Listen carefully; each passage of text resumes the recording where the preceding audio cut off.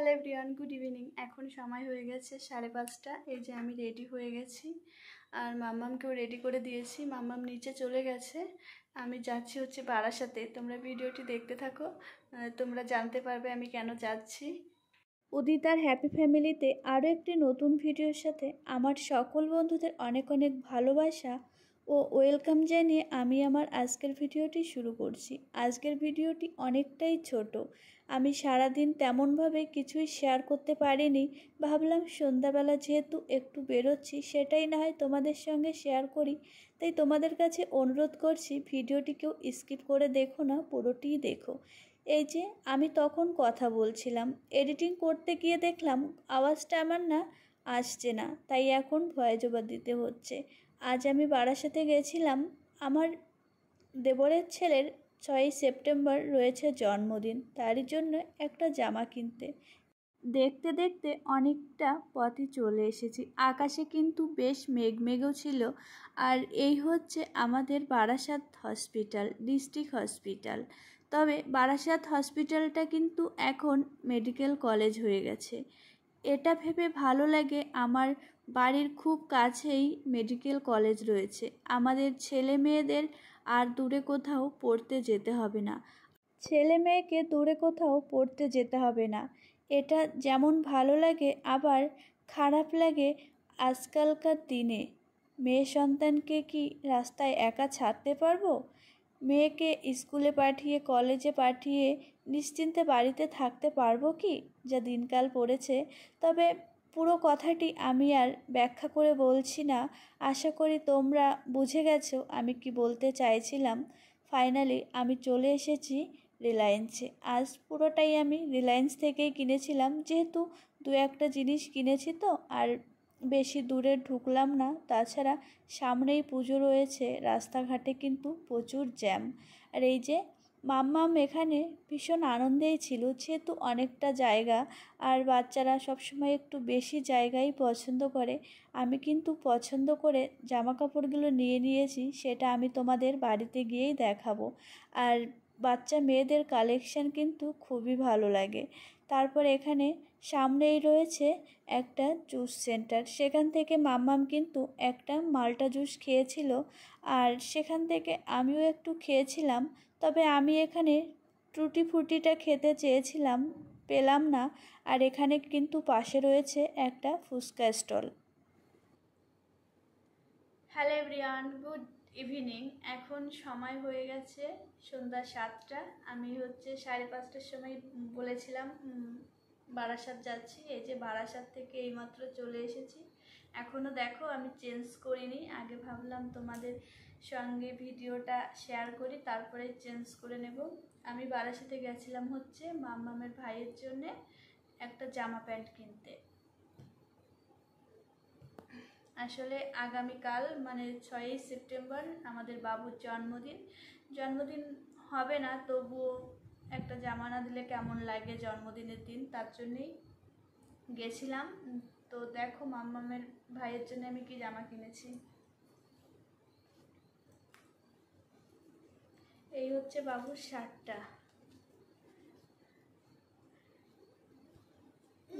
নিচে একটা গেঞ্জি রয়েছে আর উপরে এই যে একটা হাফ শার্ট রয়েছে। দেখতে তো আমার খুব সুন্দর লাগছিল।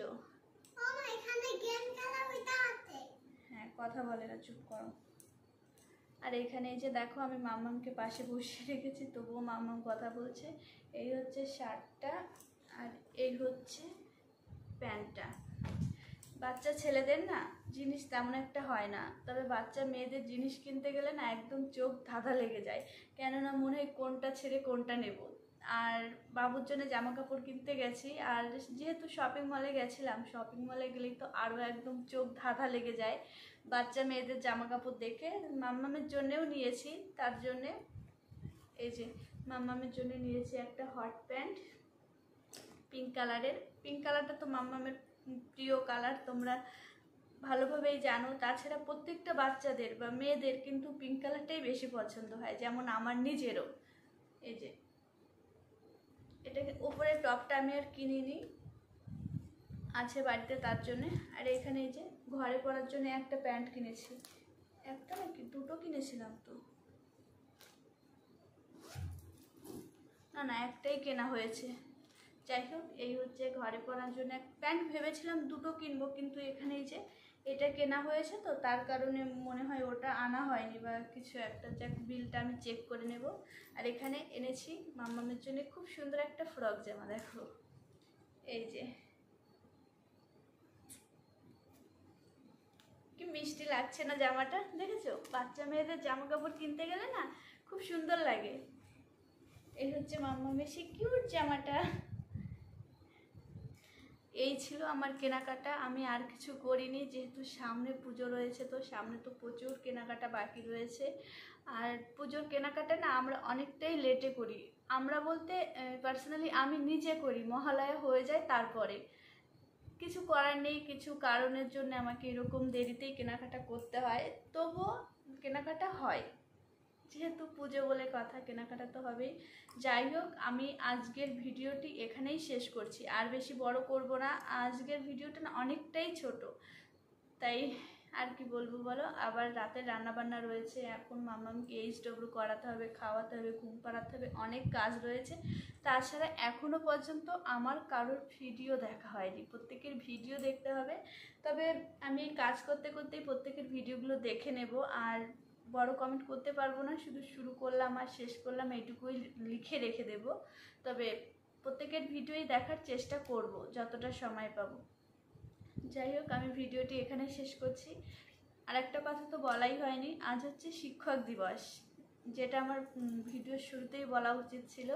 তার জন্য সরি, আমার বলা হয়নি। তবে শিক্ষক দিবসের জন্যও না আমি ভেবেছিলাম বারাসাত থেকেই মামামের ম্যামের জন্য একটা গিফট কিনে নিয়ে আসবো। গিফট বলতে মামামের তরফ থেকে একটা পেনই যথেষ্ট। মামাম যেহেতু অনেকটাই ছোট, আর যেহেতু ম্যাম, পেন দেওয়াটাই আমার কাছে মনে হলো ভালো হবে। তবে সেটাও কেনা হয়নি তাড়াহুড়োর জন্য, আর রাস্তায় এত বেশি জ্যাম। তবে সেটা মামামের পাপাকে বলে দিয়েছি, মামামের পাপা বাজারে গেছে, মামামের পাপা নিয়ে আসবে। ভিডিওটি আমি এখানেই শেষ করছি। দেখা হচ্ছে আগামীকাল আরও একটি সুন্দর ভিডিওর সাথে। ততক্ষণ পর্যন্ত তোমরা ভালো থেকো, সুস্থ থেকো, সাবধানে থেকো, এবং এভাবেই আমাদের ভালোবাসা দিতে থেকো। গুড নাইট বন্ধুরা, টাটা। মাম্মাম গুড নাইট বলে দাও আন্টিদের। গুড নাইট বন্ধুরা।